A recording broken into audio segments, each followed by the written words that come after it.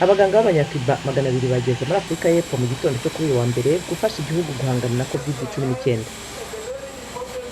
Senegal yo nubwo yari yabashije guhangana n'icyorezo cya virusi ya corona, abakozi bo mu buvuzi bafite ubwoba ko gishobora gufata intera ikomeye. Bahera ku mubare w'abantu banduye wazamutse cyane muri iyi minsi ishize.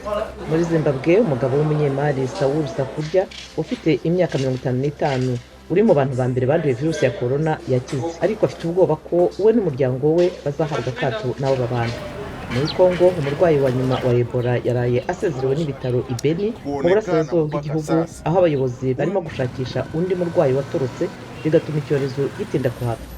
Naho muri Tunisia, umusifuzi arajya ku mihanda guha amakarita atukura n'ay'umuhondo abaturage asanze barenze ku mabwiriza yo gusiga byibura metero imwe hagati yabo.